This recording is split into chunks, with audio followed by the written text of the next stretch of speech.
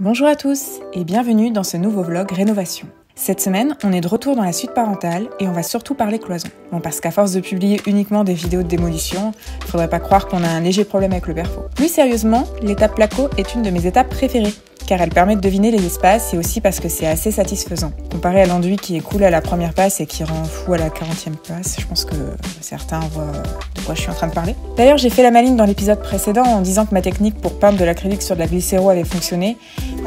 Globalement oui, mais ça a quand même craqué à quelques endroits, donc je suis bonne pour une nouvelle couche d'enduit ponçage, c'est super. Et puis pour parler quand même un peu de ce qui se passe à l'écran, Dame est en train de monter une cloison pour séparer l'espace douche du dressing. Donc ici, pas de choses à ajouter, on en profite pour placer la prise du sèche-serviette, puis on isole et on referme. Enfin, il referme, moi je me contente de rester à côté et de critiquer. Et une fois cette cloison terminée, place à l'isolation des rampants. Donc on a décidé de ne pas révolutionner ce qui avait été fait. Concrètement, ça ne servait à rien de mettre un bout de pare-vapeur ici alors que ça n'a pas été fait il y a 10 ans. Donc on a simplement remplacé la laine de verre par des morceaux propres. Et puis rebelote, Damien en profite pour positionner les spots. Donc chez nous, on n'est pas très piste d'atterrissage. Donc on en a simplement positionné 4 et ça suffit largement avec l'applique du miroir. Et puis plaquage, et là je peux vous assurer que ça a l'air simple comme ça à l'écran, mais ça n'a pas été simple de reproduire la courbe des poutres. De mon côté, je poursuis mes 40e passes d'enduit sur la petite alcôve. Donc ça a été un petit peu ma bête noire du chantier, pour être honnête. Et encore aujourd'hui, rien que d'y penser, ça m'angoisse. Bon, avec le recul, on aurait sans doute moins galéré si on l'avait conservé. Ça, c'est toujours garder en tout cas des bons enseignements. Et puis qui dit enduit dit nettoyage en permanence, car la moindre poussière, et ça peut vite devenir la catastrophe. Donc ça veut dire que l'enduit cloque et qu'on est reparti pour un tour, quoi. D'ailleurs, ce que je fais aussi en complément de l'aspirateur de chantier, c'est de passer un coup de microfibre humide sur le mur. C'est une petite astuce que je recommande vraiment à tous les traumatisés des cloques d'enduit, et je sais qu'on est sûrement nombreux. Voilà, j'espère que vous avez apprécié mon apparition car c'est la seule de la vidéo. Et oui, de mon côté, j'ai dû reprendre le travail. Damien, lui, a pu se permettre 2 semaines et donc il a pu poursuivre. Et je pense qu'il n'était pas mécontent de plus m'avoir dans les pattes. Il a donc commencé sa journée en solo sur le chantier par adapter de l'OSB sur les rails. Donc on a fait ce choix car le meuble vasque sera un meuble suspendu de chez l'ami suédois, pour tout vous dire. Et on préférait avoir quelque chose de plus robuste que le placo pour s'y fixer. Et puis toujours le même procédé, Damien gère l'électricité avant de pouvoir plaquer. Et d'ailleurs, on n'a pas mis d'isolation ici parce qu'en plus d'être un mur intérieur qui est assez énorme, c'est du piset et on préfère laisser respirer le mur plutôt que de risquer des moisissures.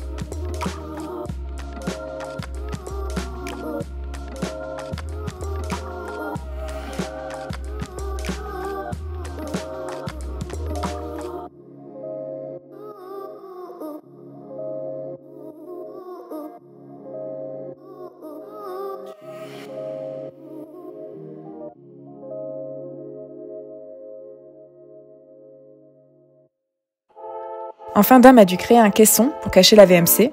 Alors à la base, on était un petit peu mitigés sur ce décroché et à la fois, on n'avait pas trop le choix. Et puis finalement, on a décidé d'en profiter pour y intégrer une suspension qui va venir en fait tomber à côté du miroir du meuble vasque. Donc ça va être plutôt sympa.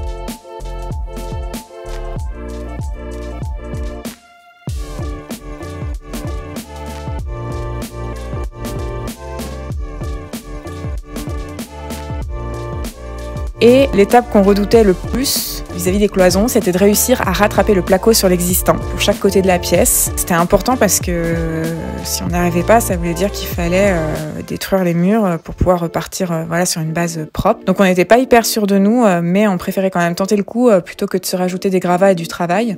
Et finalement, ça a bien fait la blague.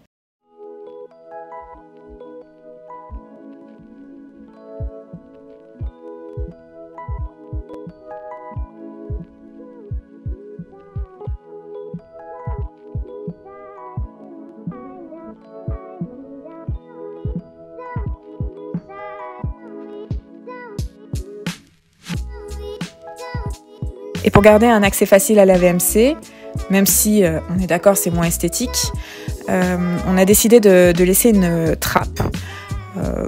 Ça reste assez discret et de notre côté on était plus serein de faire ainsi.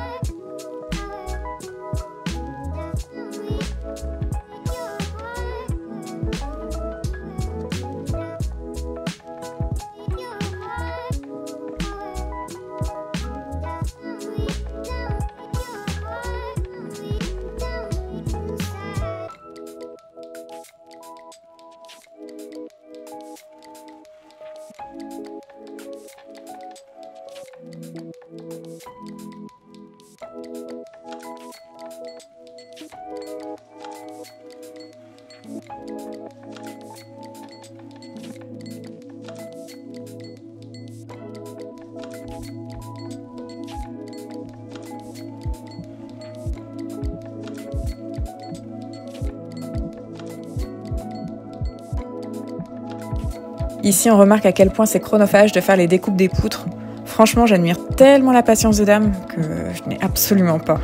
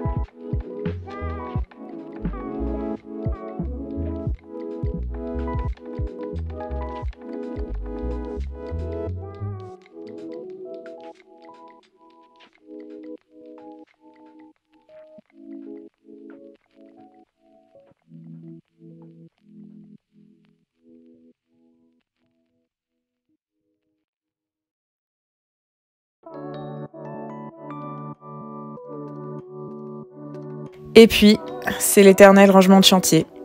Et d'ailleurs, Barack à Rénover disait dans un de ses vlogs que le ménage sur un chantier, c'est 60% du temps et c'est tellement vrai.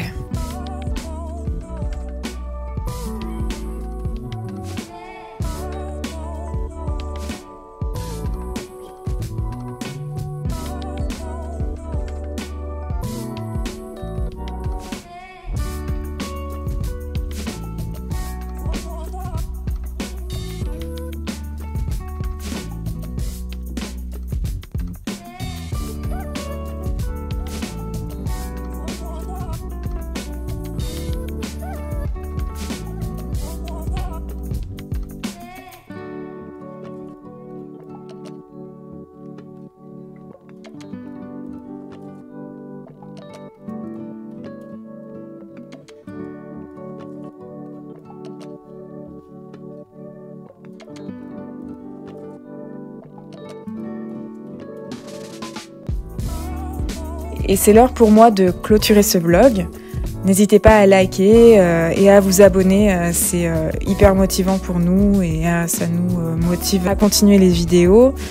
Et puis de votre côté, ça vous informe sur la suite de la suite.